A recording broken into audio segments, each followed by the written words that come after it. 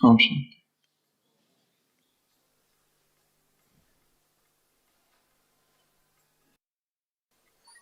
किसी मंदिर में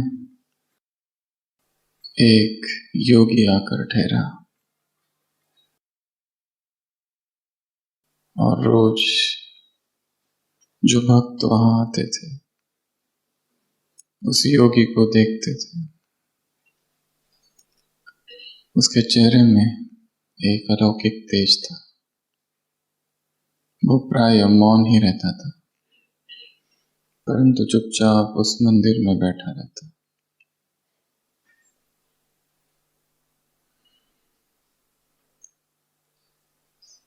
एक दिन कोई एक भगत उसके पास गया और कहने लगा, मुझे जानना है कि आप ऐसे कैसे हो। कई दिनों से मैं आपको देख रहा हूं और बहुत ढूंढने पर भी आपके आचरण में कहीं कोई दोष नहीं मिलता। ऐसी पवित्रता, ऐसी निरागसता, आखिर क्या है? क्या आपसे कोई भी भूल नहीं होती? आप भी मनुष्य हो, मैं भी मनुष्य हूं, फिर भी ऐसा क्यों लगता है कि आप इस लोक के नहीं हो? और क्यों ऐसा लगता है कि आपको बोलते हुए भी सुना है, परंतु जैसे बोल ही नहीं रहे। निरंतर एक अव्यक्त प्रवाह है। वो योगी कुछ नहीं बोलता। कुछ दिनों के बाद वो गृहस्थी फिर से यही प्रश्न पूछता है, तब भी वो कुछ नहीं बोलता। कई बार ये प्रश्न उससे पूछा जाता है पर वो मौन ही रहता है। और एक दिन अचानक वो गृहस्थी, वो संसारी व्यक्ति पूछता है, आज तो मुझे आपको बताना ही पड़ेगा कि आखिर राज क्या है। मुझे भी वैसा बनना है। इतना शांत चित्त, कभी कोई उत्तेजना नहीं। क्या है आखिर? कभी कोई उदासी नहीं, कभी कोई दुख नहीं, एक रस। रहस्य क्या है? जब वो ये प्रश्न पूछ ही रहा था तब वो योगी उसका हाथ पकड़ लेता है और कहता है, एक मिनट, कई दिनों से सोच रहा हूं तुमको बताऊं, परंतु फिर टाल दिया और सोचा अभी समय बाकी है। पर अब तो समय आ पहुंचा है, बस 24 घंटे और। तुम्हारे जीवन की जो रेखा है वो बस समाप्त हो रही है। कल सुबह अंतिम। वो व्यक्ति घबरा जाता है और वो योगी कहता है, अब बैठो आराम से, मैं तुम्हें तुम्हारे प्रश्न का उत्तर देता हूं। वो कहता है, प्रश्न का उत्तर बाद में, पहले मुझे घर जाना है। केवल अंतिम 24 घंटे बचे हैं। आया था तो स्थिर था, स्वस्थ था, और जैसे ही अब पता चला कि अंतिम 24 घंटे, अब थर थर कांपने लगा है। दीवार को पकड़ पकड़ कर चलने लगा है। चक्कर आने लगे हैं उसे। सीधा घर जाता है, बिस्तर पर लेट जाता है। लोग पूछते हैं, घर वाले, क्या हुआ? जाते समय तो ठीक था, कोई बुखार, कोई तबीयत खराब? वो कहता है, कुछ नहीं, जीवन अब समाप्त हो रहा है, केवल अंतिम 24 घंटे बचे हैं। सारे परिवार वाले रोने लगते हैं और पड़ोसी आ जाते हैं, वो भी रोने लगते हैं। डूबी डूबी सी तबीयत हो जाती है, धुंधला सा दिखाई देने लगता है, दिखना भी बंद हो जाता है। सारी कर्मेंद्रियां शिथिल पड़ जाती है, क्योंकि मन ही शिथिल पड़ गया है। आस छोड़ दिया।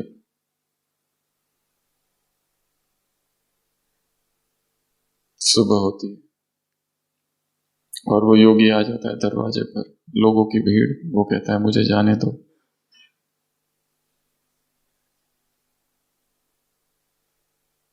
वो कहता है कि तुमने जो प्रश्न मुझे पूछा था उसका उत्तर देने में आया हूं। वो कहता है मुझे नहीं चाहिए उत्तर, क्या करूं उत्तर जानकर।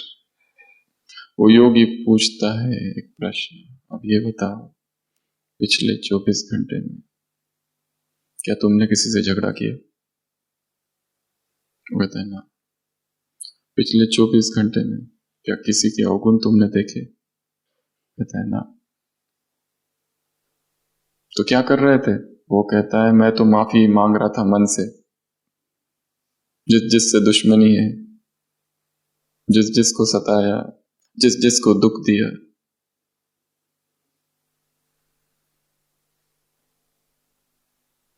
वो योगी कहता है उठकर खड़े हो जाओ, तुम्हारी मृत्यु अभी आई नहीं, और यही तुम्हारे प्रश्न का उत्तर है। तुमने मुझसे पूछा था कि मैं इतना निरागस कैसे, तुमने मुझसे पूछा था कि मैं निरंतर होश में कैसा, और मेरे मन की स्थिति एक रस कैसी। यही उत्तर है, निरंतर मृत्यु का बोध। यदि हमसे कोई कहे कि कल सुबह 6 बजे लास्ट, तो क्या करेंगे? पहले तो इस बात की खुशी कि हम मधुबन में हैं, अच्छा हुआ पहुंच गए। और क्या करेंगे?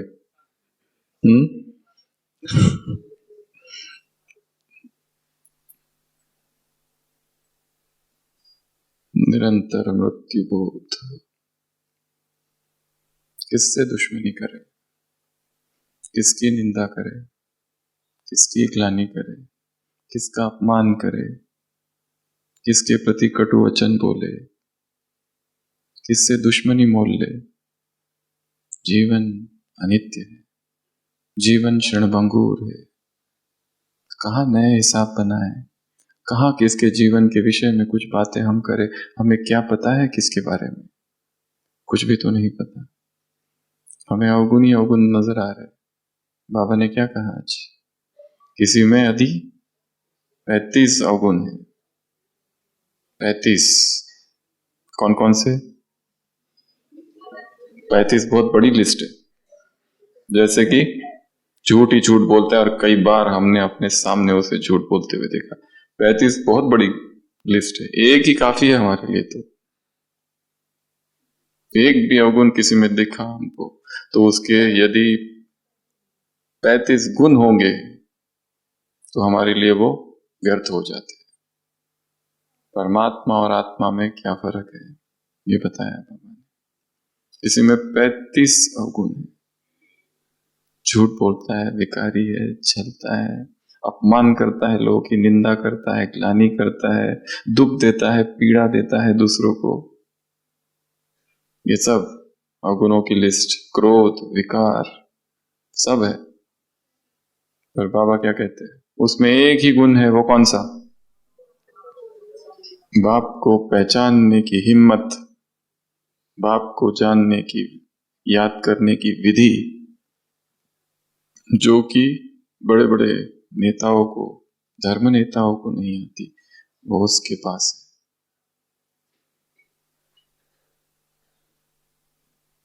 भगवान ने उसे चुना है, भगवान ने उसे जाना है, उसके गुणों को। हो सकता है उसमें बाकी सभी अवगुण है, परंतु एक ऐसा गुण है जो और किसी के भी पास नहीं है। उस एक गुण के लिए उसे इस यज्ञ में रखा गया है, क्योंकि वो काम उसके सिवा और कोई नहीं कर सकता। और भगवान को अपना काम कराना है तो अपरिहार्य है उसे रखना। तो भगवान ने जिसे चुना, भगवान की दृष्टि जिस पर पड़ी, भगवान जिसे मानता है, हम उसमें अवगुण देखें।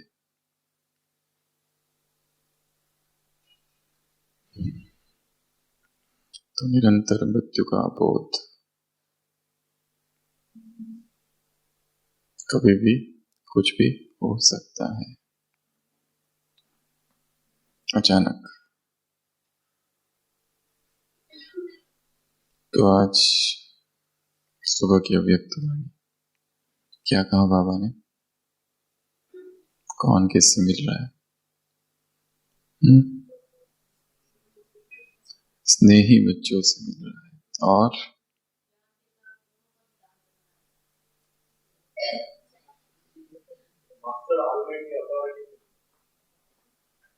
तो बाबा ने आज की मुरलियों में शक्तियों की चर्चा की है।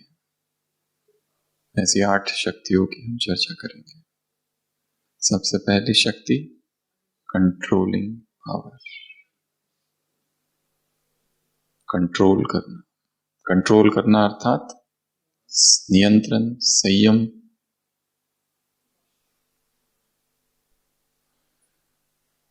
Self restrained, self controlled. प्रलोभन ही प्रलोभन है, आकर्षण ही आकर्षण है, परंतु इंद्रिया उत्तेजित ना हो। इंद्रियों का स्वभाव है रसों की तरफ भागना, उनको रोक देना। बाबा ने कहा जैसे ये स्थूल कर्मेंद्रियों को तुम वश में करते हो, जहां चाहो जब चाहो रख सकते हो, उठा सकते हो, सब कुछ कर सकते हो, उसी तरह आत्मा की जो सूक्ष्म शक्तियां है वो कौन सी है? मन। मन को वश में करना बड़ा कठिन काम है। चंचला मन कृष्ण, क्या करूं गोविंद, मेरा मन वश में नहीं आता है, क्या करूं? मन को वश में करना तो जैसे हवा को वश में करना, उससे भी सूक्ष्म है बुद्धि, इंटेलेक्ट, वो भटकता है। और उससे भी सूक्ष्म या उससे भी कठिन है संस्कार। क्यों? क्योंकि संस्कार बहुत गहरे हैं। विचार तो भी ऊपर है, पर संस्कार तो अपने आप ऑटोमेटिक पैटर्न बन गया है एक सबकॉन्शियस माइंड में, आदत सी बन गई है। उनको वश में करना ये तो और कठिन काम है, या बहुत कठिन काम है। तो बाबा ने कहा इन तीनों को वश करो, ये पुरुषार्थ करना। मन जो भटक रहा है, बुद्धि, बुद्धि का अहंकार, बुद्धि का भटकना, बुद्धि में क्यूरियोसिटी है, जानना चाहता है ये क्या है वो क्या है, विकारों के प्रति क्यूरियोसिटी। और संस्कार, आदत, हैबिट्स, पैटर्न, बिलीफ सिस्टम, ये बहुत डीप है। तो सबसे पहली शक्ति कौन सी है? Controlling power. दूसरी शक्ति है रूल। रूल अर्थात शासन करना, शासन करना। एक है स्वयं पर, एक है दूसरों पर।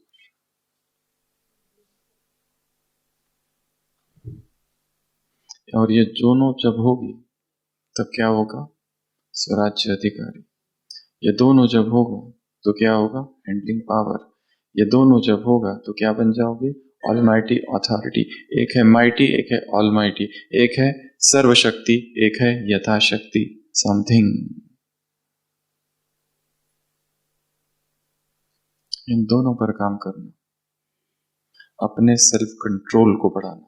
क्या करेंगे उसके लिए? आंखें क्या देख रही है, कान क्या सुन रहे, मुख क्या बोल रहा है, जीभ क्या स्वाद ले रही है, हाथ क्या स्पर्श कर रहे, सबको नियंत्रित कर देना, कंट्रोल करना, उन पर शासन करना, उन पर रूल करना। और इनकी सबसे ज्यादा आवश्यकता है एडिक्शंस में। एडिक्शन, एक है आदत, एक है संस्कार, एक है एडिक्शन। लत लग गई, चाहते नहीं है वो करना, पर ऑटोमेटिक होता है। आदत भी ऑटोमेटिक है, संस्कार भी ऑटोमेटिक है, एडिक्शन भी ऑटोमेटिक है, अपने आप काम करता है। जैसे उस तरह की परिस्थिति आ गई, उस तरह का माहौल क्रिएट हो गया, अपने आप वो एडिक्शन काम करना चालू करता है। इसके लिए एडिक्शंस, संस्कार या आदतों को डायरेक्ट अटैक नहीं किया जाता। क्या करना पड़ेगा? थोड़ा उल्टा, वो सारी चीजें हटा दो जिससे उस एडिक्शन की याद आए, जिसके प्रति एडिक्ट है। वो व्यक्ति हो सकता है, वो वस्तु हो सकती है, वो कोई स्थान हो सकता है। किसी में गहरा मोह है, वो मोह ही एडिक्शन है।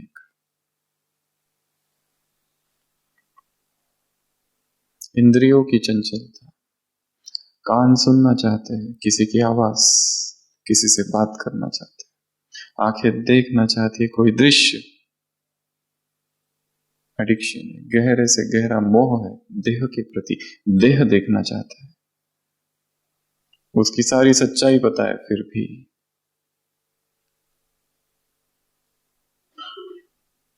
रूल करना, चाहे कितने भी प्रलोभन हो। जितने योगी थे, जितने ऋषि थे, वो किस पोज में बिठाए, बैठे हुए दिखाए हैं।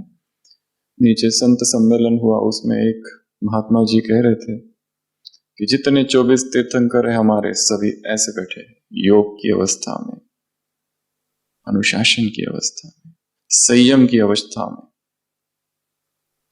अचल अडोल। योगियों की निशानी है। तो सबसे पहला कंट्रोल माइंड का नहीं, शरीर पर कंट्रोल, जो दिखता है और जो थोड़ा आसान है। शरीर पर कंट्रोल करते करते फिर धीरे धीरे आत्मा की सूक्ष्म शक्तियों की तरफ जाना है। सीधा मन भटकता है अगर उसको कंट्रोल करने का। इसके लिए शरीर पर अभ्यास करने हैं, थोड़े थोड़े प्रयोग, छोटे छोटे, एक ही अवस्था में बैठ के देखना है, बिना हिले डुले। कितना समय हम बैठते हैं? अधिष्ठान, स्थिर, जहां उंगली रख दी बस रख दी। अभ्यास, ये प्रैक्टिस के लिए। शरीर को साधना, ये शरीर सद जाए। आंखों को स्थिर करने का अभ्यास, एक ज्योति बिंदु को देखते रहना। कितना समय हम देख सकते हैं? लोग त्राटक योग करते थे, भक्त लोग, सन्यासी योगी लोग। आंखों का अभ्यास, कानों का अभ्यास, उस आवाज को सुनने का प्रयत्न करते जो सृष्टि में गूंज रही है, अनहद नाद, एकाग्र होकर। यह भी एक अभ्यास है। चाहे मुरली क्लास में बैठे या किसी क्लास को सुन रहे, संपूर्ण एकाग्रता का अभ्यास, कुछ भी छूटने ना पाए। उदाहरण है,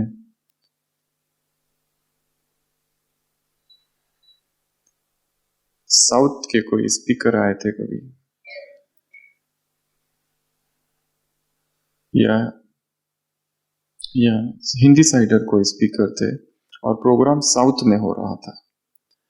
तो एक स्पीकर थे, वो 20 मिनट तक कन्नड़ भाषा में बोलते रहे, और फिर जगदीश भाई जी से कहा गया कि आप इसको ट्रांसलेट करो इंग्लिश में, क्योंकि कई सारे हिंदी वाले भाषा वाले लोग भी बैठे थे। उन्होंने उस स्पीच को ट्रांसलेट जो किया 20 मिनट आधा घंटा तक, वो स्पीकर खुद कहने लगा कि थोड़ा थोड़ा तो मुझे समझता है, और मुझे लगता है कि मैंने जितना कहा आपने एक भी पॉइंट मिस नहीं किया। इस तरह का ट्रांसलेशन।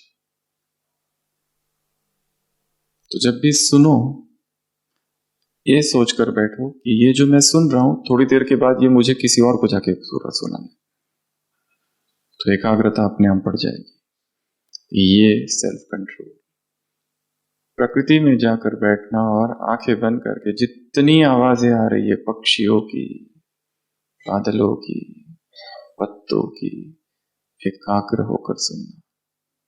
वो सुन सकोगे तो मुरली में भी एकाग्रता बढ़ेगी। किसी गीत को सुन रहे हो, उस गीत में एक हो जाना, एक रस हो जाना।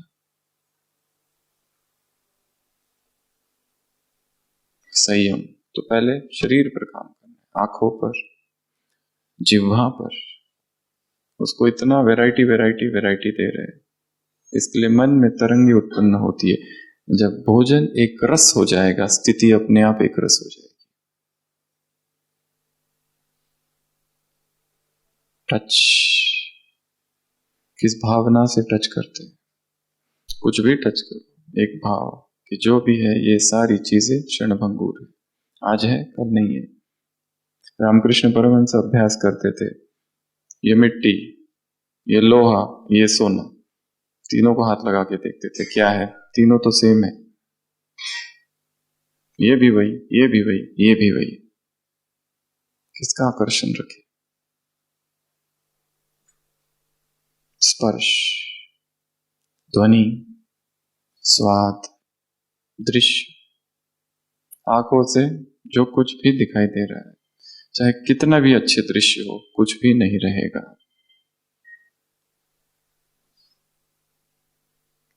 ये भी अभ्यास, ये भी एक अभ्यास। तो कंट्रोल, संसार में भक्ति में माताएं होती है, उपवास रखती है, इतना कुछ बनता है, खाते हैं उस दिन कुछ नहीं, अपने आप पावर आ जाती है, क्योंकि व्रत ले रखा है, अपने आप शक्ति आ जाती है। पैदल जाती है मंदिर में, व्रत ले रखा है। तो संयम के लिए क्या चाहिए? व्रत, ओथ, प्लेज। ये मुझे करना ही नहीं है। एडिक्शन हो गया है टीवी का, सिनेमा का। संकल्प, आज के बाद कोई भी सिनेमा बंद, मीठा जहर है वो। कितना भी अच्छा कुछ दिखाए, परंतु विकारों की कीटाणु उसमें है, वो आंखों द्वारा प्रवेश करते हैं और वही इच्छाएं उत्पन्न करते हैं। व्रत, स्टॉप।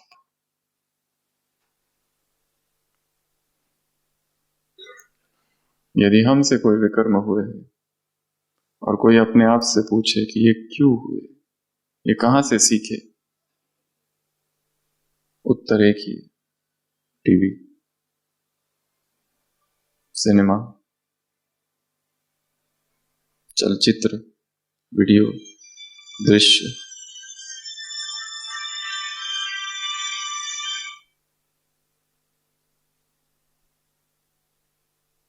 तो पहला है कंट्रोलिंग पावर। तो काम सबसे पहले शरीर पर करना है। बाबा ने कहा जैसे ये स्थूल हाथ उठाते और नीचे रखते हो, इस पर काम करो। ये भी उठा कर देखो और ऐसे ही रख के देखो क्या होता है, फिर नीचे रख। स्थूल पर, शरीर से सूक्ष्म की तरफ, स्थूल से सूक्ष्म की यात्रा करना है, शरीर से मन की यात्रा करना है। रूल, रूल करना। बाबा ने कहा ये दो पावर होगी तो भविष्य में क्या कर सकोगे? वहां राज्य सत्ता तुम्हारी होगी। और भक्ति में कैसे होगा? कैसे पुजारी होंगे तुम? साधारण पुजारी नहीं होंगे, श्रेष्ठ पुजारी होंगे। संतुष्टता होगी, शक्ति होगी, एकाग्रता होगी, खुशी होगी, सब कुछ होगा। भक्ति की सत्ता में भी बहुत बड़े होंगे। और सभी जन्मों का आधार क्या है? ये ब्राह्मण जन्म। यहां क्या किया जा रहा है? ये नींव है अगले सभी जन्मों की। बाबा जब थे तो बाबा का जो घर था हैदराबाद में, वहां एक मंदिर भी था और उसके पुजारी वो स्वयं थे, बाबा की प्रवेशता से पहले लौकिक में। तो अंतिम जन्म में भी श्रेष्ठ पुजारी। तो सभी स्थिर होके बैठेंगे बिना हिले डुले। Self control, controlling power, ruling power. 5 minute निस्तब्ध।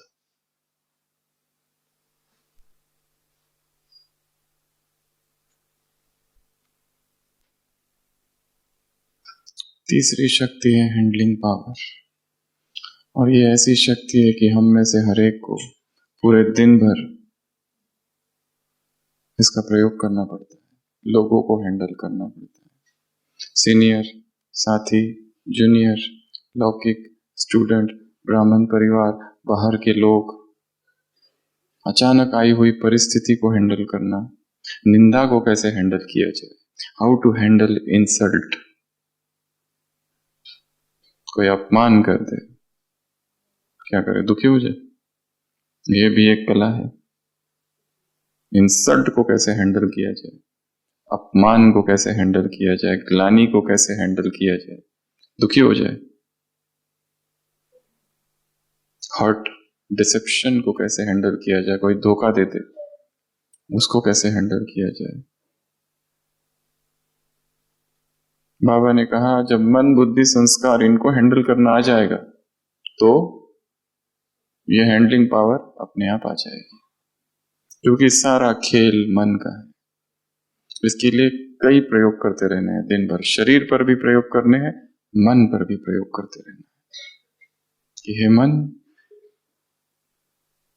मन को टॉपिक दे दो एक, और उसको कहो कि अगले आधे घंटे तक इसी पर चिंतन करना है, कोई भी टॉपिक। उसे लिखने के लिए कोई काम दे दो, वो एकाग्रता का अभ्यास है। कोई चित्र बनाने के लिए दे दो, जैसे आज की मुरली में एक चित्र है, कौन सा चित्र, योगी का बंदरों वाला, कोशिश की किसी ने निकालने की, ये भी एक अभ्यास है,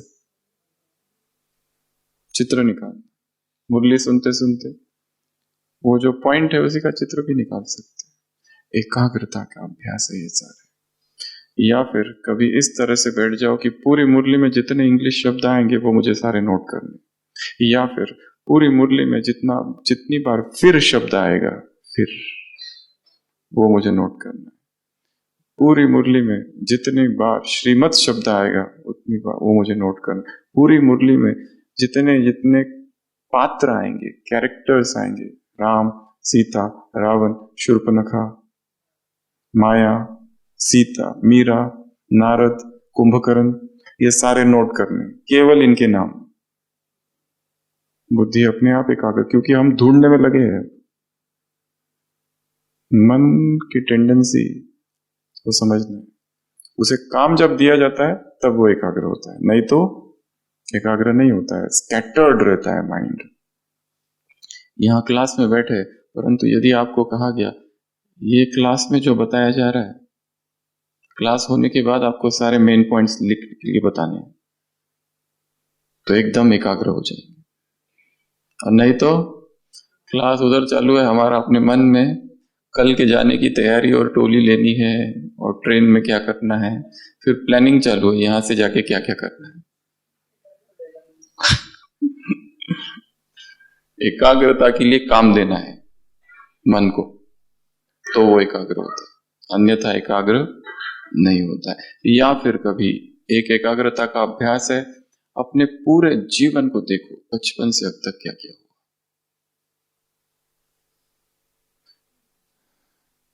अपने शरीर की बीमारियों का अध्ययन करो, कितनी बार बीमार पड़ा और क्या क्या हुआ, एकाग्र हो जाएगा, क्योंकि कुछ काम दे रहे, कुछ भी काम। तो तीसरा बाबा ने कहा हैंडलिंग पावर, हैंडल करना है परिस्थितियों को हैंडल। एक दूसरा है आत्माओं को हैंडल करना, और उसमें भी ब्राह्मण परिवार की आत्माओं को हैंडल करना। ये बड़ा कठिन काम है, मुश्किल काम है। अज्ञानियों को हैंडल करना आसान है,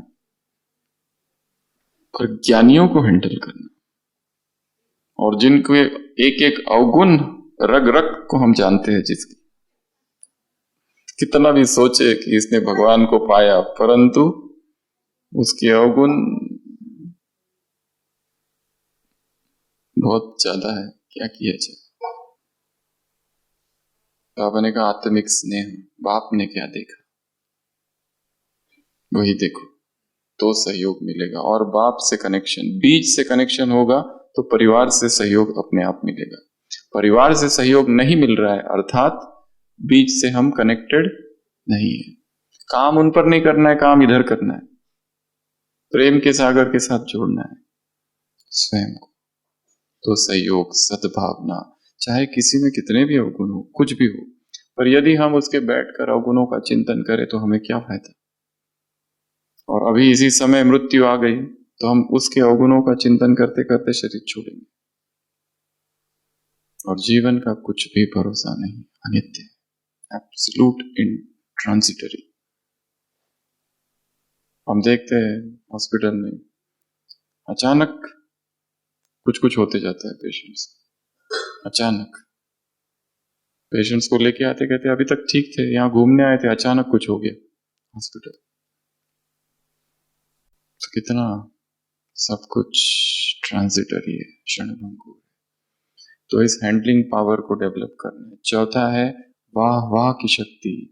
बाबा ने 3 बंदरों की चर्चा की है। कौन से बंदर है वो? व्हाट, व्हाई, क्यों, मेरे साथ ही ऐसा क्यों होता है, मैं ही क्यों हरदम, दूसरे क्यों नहीं। बाबा जब तक आप उत्तर नहीं दोगे मैं उठूंगा नहीं यहां से। मुझे बताओ मेरे साथ ही ऐसा क्यों होता है। गाड़ी में इतने लोग थे, किसी को खरोच तक नहीं आई, मेरा ही क्यों फ्रैक्चर हो गया? व्हाई। दूसरा है व्हाट, क्या, इसने ऐसा कर दिया। तीसरा वांट, चाहिए, चाहिए, ये भी चाहिए, वो भी चाहिए, सब चाहिए। बाकियों को मिल रहा है, मुझे क्यों नहीं? हर एक को वही मिल रहा है जो उसके भाग्य में, या फिर उसने प्रयत्न किया है, पुरुषार्थ किया है। अचानक किसी को कुछ नहीं मिलता है। तो ये 3 क्या है? योगी को इम्बैलेंस, हलचल में लाते हैं ये बंदर। और बंदर कितना भी शांत योग ध्यान मुद्रा में बैठे, फिर भी क्या, पूछ हिलाता रहेगा। जंगल का राजा शेर मर जाता है, मरते मरते बंदर को शेर का, जंगल का राजा बना जाता है। तो बंदर अभी शेर का राजा है। एक बकरी आती है अपनी पारिवारिक समस्या लेकर कि पति बहुत दुख देता है, ज्ञान में चलने नहीं देता, वगैरह वगैरह, मुरली क्लास नहीं जाने देता है, क्या करूं। तो वो बंदर झाड़ पर उछल कूदर करता है आधे घंटे तक, इस डाली से उस डाली, उस डाली से उस डाली। फिर वो बकरी पूछती है इससे क्या होगा? वो कहता है इससे होगा तो कुछ नहीं, पर मैंने पुरुषार्थ पूरा किया है, इससे ज्यादा और क्या करूं अब? क्योंकि कर वो उतना ही सकता है, चंचलता है। तो ये सारे प्रश्न चंचलता उत्पन्न करते, बंदर है बाबा ने कहा। क्या करते हैं? चंचलता, इच्छाएं, इसकी इच्छा, उसकी इच्छा, ये भी चाहिए, वो भी चाहिए। जो मिला है वो बहुत है, टू मच है, अभी और विस्तार नहीं करना है। चाहे पैसे, प्रॉपर्टी, संसार, बिजनेस, बहुत हो गया। बस अब जो है उसको ही संवारना है, संभालना है, स्थिर करना है, सफल करना है, ये काम। तो ये 3 को किससे रिप्लेस कर दो? वाह वाह, हर चीज में वाह वाह। निंदा कर रहा है कोई तो वाह वाह। आज तक खाली तारीफ सुनी थी, ऐसी निंदा, नए शब्द है उसमें। कितने चिंतन करके नए नए शब्दों से हमें सजाया जा रहा है। वाह वाह, मजा आ गया। आज तो भूख ही नहीं है, सब होगा। निंदा जब तक नहीं होती है, नहीं तो ये स्तुति, प्रशंसा, नाम ऊपर उड़ाता है और फिर एक दिन गिरा देता है धड़ाम से। इसके लिए, बैलेंस के लिए, स्मॉल डोजेस ऑफ निंदा इज रिकमेंडेड, जरूरी है। तुमको थोड़ा जमीन पर ग्राउंडिंग, जमीन पर रखिएगा। थोड़ा सा धोखा होना चाहिए, बुद्धि थोड़ी स्थिर होगी। ये जो अटैचमेंट है, मोह है, हर एक में मोह, इसमें भी मोह, उसमें भी मोह। थोड़ा सा किसी से प्यार मिलता है, तुरंत मोह हो जाता है उससे। हर व्यक्ति से मोह होता है, ऐसा लगता है ये भी मेरा, वो भी मेरा। वो प्रेम अलग चीज है, ये मोह की बात कर रहे हैं। तो धोखा का डोज भी थोड़ा सा चाहिए। निंदा तो बहुत जरूरी है, धोखा भी चाहिए, अपमान अपमान इज अ गुड ड्रेसिंग है, वो तो ऊपर से अच्छे से टेस्ट आ जाए उससे, ये सब होगा। इसी से योग्य स्थिर होता है। नहीं तो गायन जो है, निंदा स्तुति जय पराजय हानि लाभ, खाली जय ही जय, निरंतर जो भी एग्जाम दो उसमें पास, जो भी एग्जाम दो पास।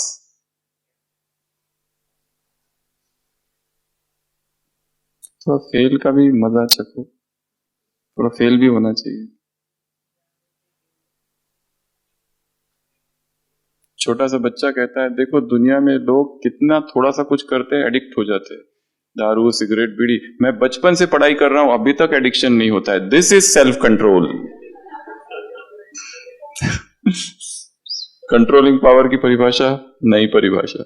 बचपन से पढ़ाई चालू है और अभी तक एडिक्शन नहीं हुआ है, देखा मेरा कंट्रोल। लोग थोड़ा सा पीते हैं तो एडिक्ट हो जाते हैं, मॉडर्न परिभाषा कंट्रोलिंग पावर की। तो वाह वाह, जीवन जो कुछ भी ला रहा है, हर चीज हमें सिखा रही है। अगर जीवन में जो दर्दनाक घटनाएं हुई आज तक, ऐसी दर्द 10 अगर ले लो हम अपने जीवन में हुई, 10 पेनफुल इवेंट्स, ट्रॉमेटिक इवेंट, अगर वो न होती तो हम आज जो इतने शक्तिशाली और स्थिर खड़े हैं वो खड़े ना होते। आज जो अनुभव है हमारे पास वो ना होता, इसलिए वो जरूरी था। इसलिए उसके ऊपर ये नहीं पूछते बैठो कि ये क्यों हुआ। वाह वाह, बहुत अच्छा, होने दो, बहुत ही अच्छा। और हर चीज में कल्याण है, हर चीज में। तो चौथी शक्ति वाह वाह की, और वाह वाह की शक्ति जब होगी तो बाबा ने कहा सबकी दुआएं मिलेगी। बैलेंस जब होगा तो क्या होगा, बाप की दुआएं और परिवार की दुआएं मिलेगी। अगली शक्ति है इस पारिवारिक प्रेम, इस परिवार की शक्ति, पावर ऑफ फैमिली। बाबा ने कहा तुमको किनारा नहीं करना है, तुमको क्या सहारा बनना है, तुमको किनारा नहीं करना है, तुम विश्व कल्याणकारी हो। तुमको दूर नहीं जाना, ये नहीं सोचना कि यहां से चला जाऊं ये सेवा छोड़ के मुझे कोई दूसरी सेवा मिल जाए, ये टाइमिंग ठीक नहीं है, ये नाइट ड्यूटी नहीं चाहिए मुझे, डे वाली ड्यूटी चाहिए, ये रोटेटिंग वाली मुझे नहीं चाहिए, मॉर्निंग इवनिंग नाइट, मुझे एक रस ड्यूटी चाहिए। या ये ऑफिस ठीक नहीं है, घर ठीक नहीं है, सेंटर ठीक नहीं है, ये पति ठीक नहीं है, पत्नी ठीक नहीं है,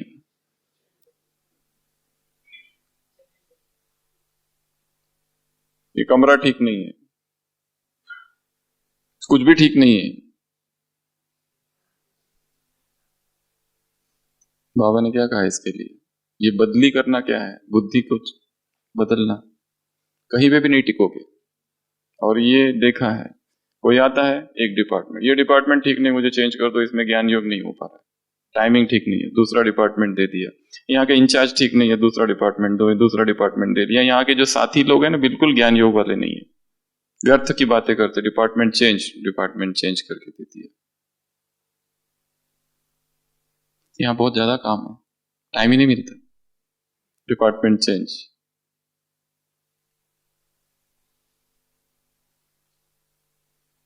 टिकेंगे नहीं कहीं,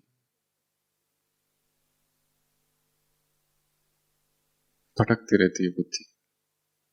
ना स्थान बदलेगा, ना व्यक्ति, ना परिस्थिति, किसको बदलना है, स्वयं। ये अंदर से बदल दो, अपने आप सब बदल जाएगा। तो कौन सी शक्ति है ये, परिवार की, ये ईश्वरीय परिवार है, ये प्रभु परिवार है। एक एक आत्मा को भगवान ने चुना है यहाँ पर।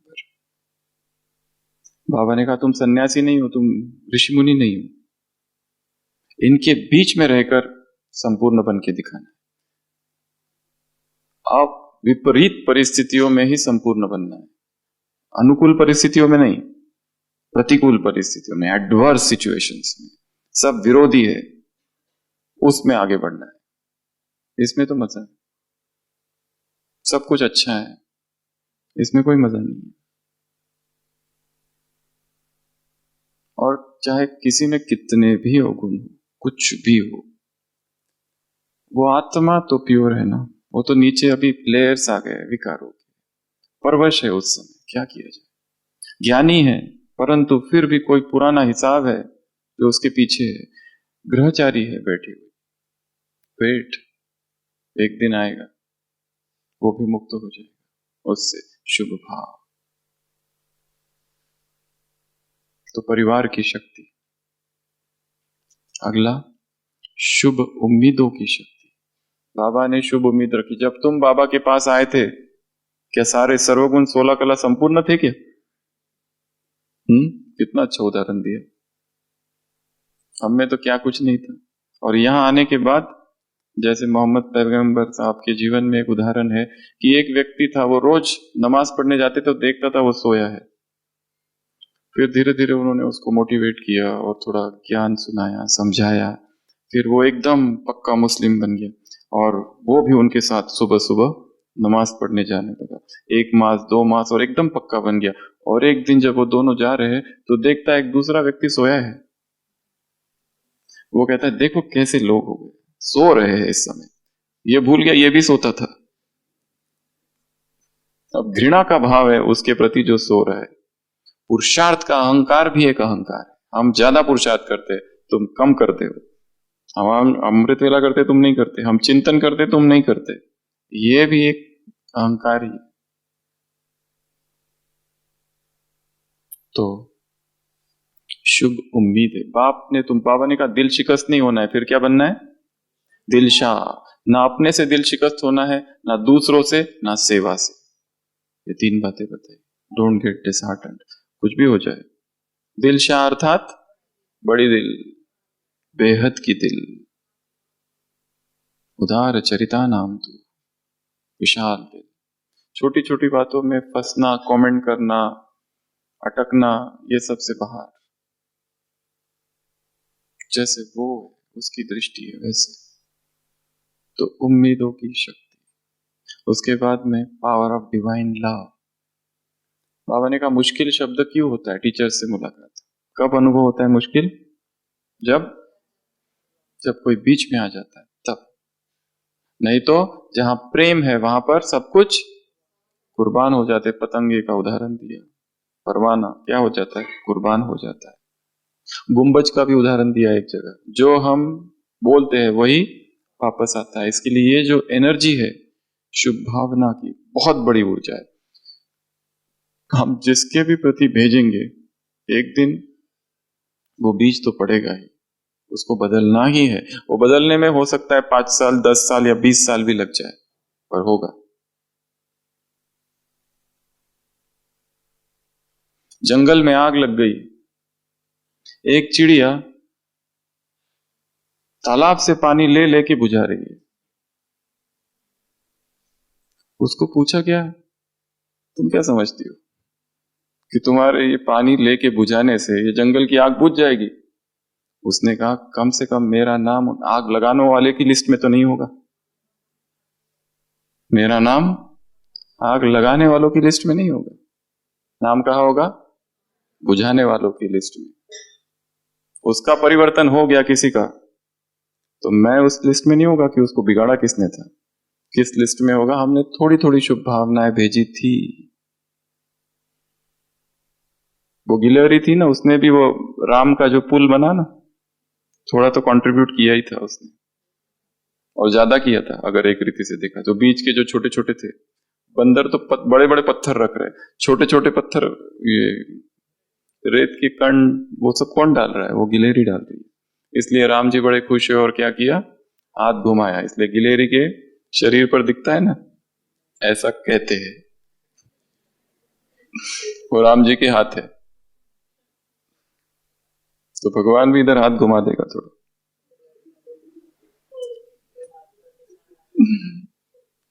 बाबा ने कहा बाप की दुआएं मिलेगी, परिवार की भी दुआएं मिलेगी, बाप की भी दुआएं मिलेगी।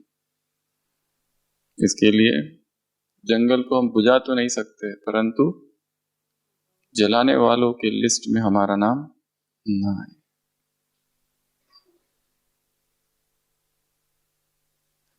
अगला, हिम्मत की शक्ति। टीचर अर्थात खुद भी हिम्मत वाली और दूसरों को भी हिम्मत दिलाने वाली, क्योंकि निमित्त बनी है किसी आत्मा की। गिराने वाले नहीं है, उठाने वाले। कोई गिर रहा है, उसको उठाना है। कोई पुरुषार्थ का मार्ग ही भूल गया है, कहीं और ही भटक गए, और हर आत्मा जो इस यज्ञ में है, डीप विद इन ये एहसास तो है कि कहीं ना कहीं हम भटके, जो क्योंकि हर एक ने परमात्मा प्रेम का गहराई में अनुभव किया है किसी न किसी समय। जब आए थे तो बड़ी निरागसता थी, अभी जो कठोरता आई वो वास्तविक स्वरूप नहीं है, वो परिस्थितियों ने शायद कठोर बना दिया, परंतु वो वैसी ही चेतना है, अत्यंत निर्मल, अत्यंत पवित्र, जिसे प्रभु को पाने की इच्छा थी, जिसे महान योगी बनना था, सबका कल्याण था करना था, सबसे प्रेम करना था। अभी वाणी में कड़वाहट है, वो उसे भी पता है कि ये मैं नहीं हूं, पर क्या करे, परवश हो गई। इसलिए हमारा काम क्या है? शुभ भावना, शुभ उम्मीदें। बाप ने शुभ उम्मीदें रखी है, हमें भी रखनी है, चाहे कोई कैसा भी हो, कैसा भी, हर एक कितना भी क्रूर हो, अंकुर फूटेगा एक दिन। एक राजा था जूलियस सीजर, बहुत, या उसी काल में उसके बाद जो हुए, वो एक ऐसा क्रिश्चियनिटी की शुरुआत थी, और जो भी धर्म की स्थापना होती, अत्याचार होते उस धर्म पर, इतने अत्याचार, जो जो जीसस क्राइस्ट को फॉलो करता था सबको पकड़ पकड़ के सूली पर चढ़ाते थे। जो भी धर्म की स्थापना हुई है बहुत सहन करना पड़ा, इस्लाम में इतना सहन करना पड़ा सबको, ईसाई धर्म में सहन करना पड़ा।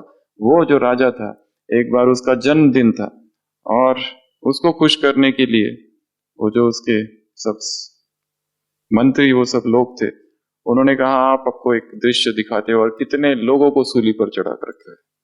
वो सेलिब्रेशन था, बर्थडे सेलिब्रेशन, उसको खुश करने के लिए, क्योंकि वो चाहते ही वही थे, क्योंकि बगावत करने वाले बागी लोग हैं ये सारे।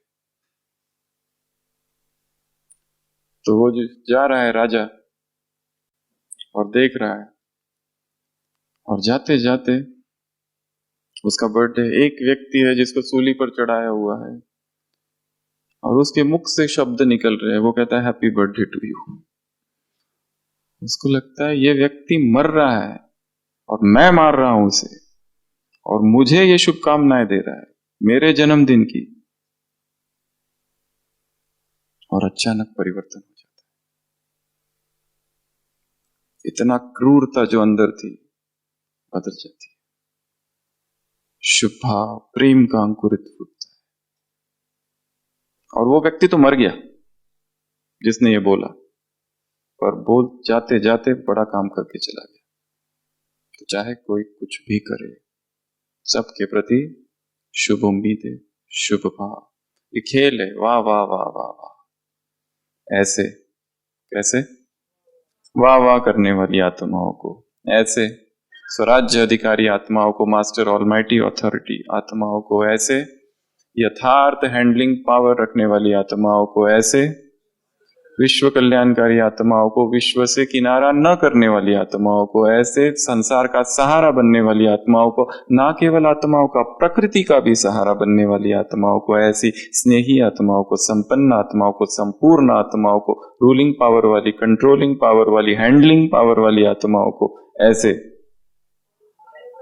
मास्टर ऑलमाइटी अथॉरिटी आत्मा को, ऐसे वाई वॉट और वांट से मुक्त आत्माओं को, ऐसे वाह वाह हो गया। हिम्मतवान आत्माओं को, हिम्मत में रहने वाली और हिम्मत दिलाने वाली आत्माओं को, ऐसे प्रेम से चलने वाली, शुभ उम्मीदें रखने वाली आत्माओं को, ऐसे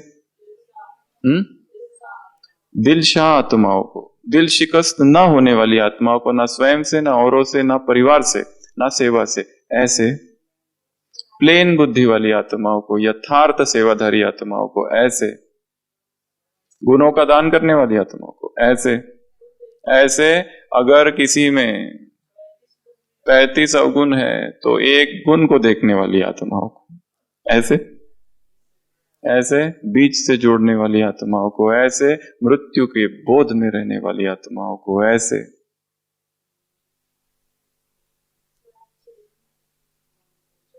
मन को चंचल न करने वाली आत्माओं, मन बुद्धि संस्कार को वश में रखने वाली आत्माओं को, ऐसे श्रेष्ठ यथार्थ हैंडलिंग करने वाली आत्माओं को ऐसे